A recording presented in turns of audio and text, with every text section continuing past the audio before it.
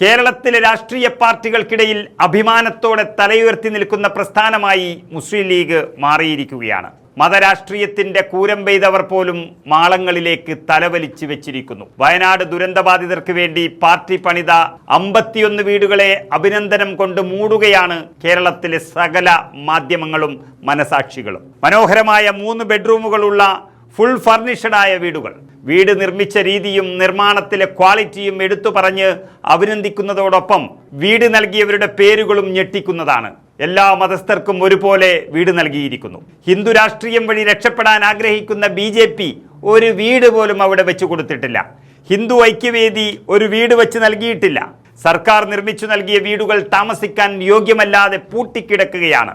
UDFിലെ പ്രബല പാർട്ടിയായ കോൺഗ്രസ് ഏറ്റവും വലിയ അപമാനം സഹിച്ച് മുന്നോട്ട് പോകുന്നു. ഇവിടെയാണ് മുസ്ലിം ലീഗ് വ്യത്യസ്തമാകുന്നത്.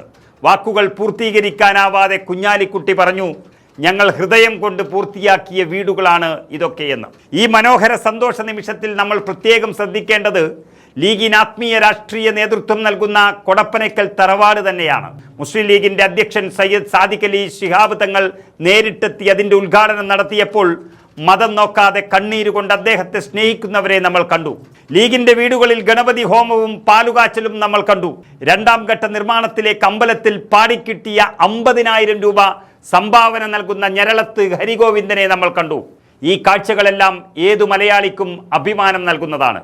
കൂടെ മുസ്ലിം ലീഗ് എന്ന പാർട്ടിയുടെ അഭിമാനം വാനോളം ഉയർത്തുന്നതാണ്.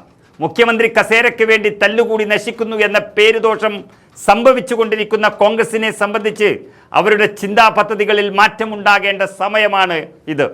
വ്യക്തി താല്പര്യങ്ങൾക്കപ്പുറം സമൂഹത്തിന്റെ വേദന ഒപ്പിയെടുക്കാൻ കഴിയുന്ന ഒരു രാഷ്ട്രീയ പാർട്ടിയല്ല എന്ന മേൽവിലാസം കോൺഗ്രസിനെ ബാധിച്ചിരിക്കുന്നു.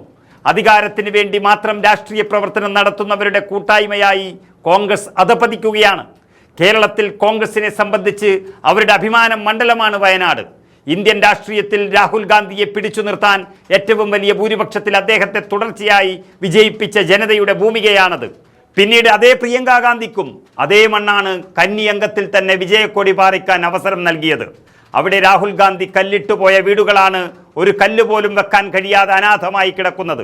കേരളത്തിലെ ഏറ്റവും വലിയ പ്രസ്ഥാനങ്ങളിലൊന്നായ നാളെ അധികാരത്തിലേക്ക് വരുമെന്ന് പറയുന്ന ഒരു പാർട്ടിക്ക് നിഷ്പ്രയാസം 100 വീടുകൾ വെച്ചു കൊടുക്കാൻ കഴിയും.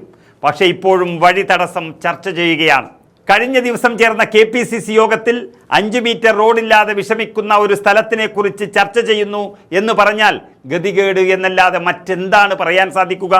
അധികാരത്തിൻ്റെ അത്യാർത്തിയിൽ പൊതുസമൂഹത്തോടുള്ള ഉത്തരവാദിത്തം നിറവേറ്റാൻ ഒരു പാർട്ടിക്ക് കഴിയാതെ പോകുന്നു എന്ന് പറഞ്ഞാൽ നാളെ ആർക്കാണ് നിങ്ങളെ വിശ്വസിക്കാൻ സാധിക്കുക? പാർട്ടിയിൽ കാണിക്കുന്ന അച്ചടക്കത്തിനപ്പുറം സമൂഹത്തോട് കാണിക്കുന്ന ഉത്തരവാദിത്വം സത്യത്തിൽ മുസ്ലിം ലീഗിനെ കൂടുതൽ പ്രിയപ്പെട്ടവരാക്കി മാറ്റുകയാണ്. ലീഗിന് മുകളിൽ മതത്തിന്റെ ചാപ്പ കുത്താൻ ശ്രമിക്കുന്ന സംഘപരിവാർ ശക്തികൾക്ക് ഇതൊരു മുന്നറിയിപ്പാണ്. വാക്കുകളിലല്ല പ്രവൃത്തിയിലാണ് നന്മകൾ കാണിച്ചു കൊടുക്കേണ്ടത്. അതാണ് ഇവിടെ മുസ്ലിം ലീഗ് കാണിച്ചു കൊടുത്തതും. അതിന് നിങ്ങൾക്ക് സാധിക്കുമെന്ന് തോന്നുന്നില്ല എന്ന് കോൺഗ്രസിനോട് ജനങ്ങൾ പറഞ്ഞു തുടങ്ങിയിരിക്കുന്നു. എല്ലാം നന്മയുടെ ചെയ്യാനുള്ള തങ്ങളുടെ ആശയത്തെ നമുക്ക് സ്നേഹത്തോടെ കൈയടിച്ച് പ്രോത്സാഹിപ്പിക്കാം. ലീഗാണ് ശരിയെന്ന് നമുക്ക് ഒരു മടിയും കൂടാതെ പറയേണ്ടി വരും.